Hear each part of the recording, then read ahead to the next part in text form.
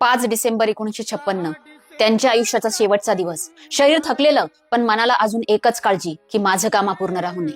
त्या दिवशी ते सतत 12 तास लिहित होते, बुद्धा अँड धम्मा. डोळ्यात वेदना होती, शरीर साथ देत नव्हतं, तरीही ते लिहित राहिले. कारण त्यांना माहित होतं, त्यांच्यानंतर या समाजाला मार्गदर्शन करणारं हेच पुस्तक असेल. संध्याकाळी त्यांनी पेन खाली ठेवला आणि खिडकी उघडली. आकाशाकडे बघत बराच वेळ काहीच न बोलता उभे राहिले.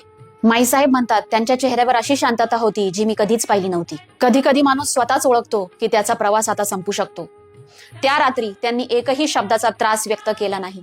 जणू मनात म्हणत होते, मी माझं काम पूर्ण केलंय. पहाट झाली आणि अचानक श्वास जड झाला. माईसाहेबांनी डॉक्टरांना बोलवूपर्यंत त्यांनी आधीच जगाचा निरोप घेतला होता. 6 डिसेंबर 1956 ते अगदी शांतपणे गेले, जणू एखादा थकलेला प्रवासी ज्याने शेवटची ओळ पूर्ण करून डोळे मिटले. ही बातमी पसरायला 10 मिनिट लागली आणि देशभर शांतता पसरली. गिरण्या थांबल्या, शाळा थांबल्या, गल्ल्या थांबल्या. लोक फक्त एकच वाक्य म्हणत होते, आपण पुन्हा अनाथ झालो. ज्याने आम्हाला माणूस बनवलं तोच हात सुटला. जेव्हा पार्थिव चैत्यभूमीत आलं, समुद्रही थांबेल इतकी लोकांची गर्दी उसळली. रडणाऱ्या आवाजांची दिशा नव्हती, अश्रू थांबवणारी कोणतीही भाषा नव्हती. इतिहासात असा जनसागर कधीही दिसला नव्हता.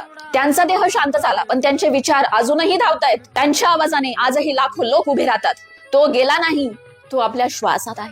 महापरिनिर्वाण दिनानिमित्त या महामानवाला विनम्र अभिवादन.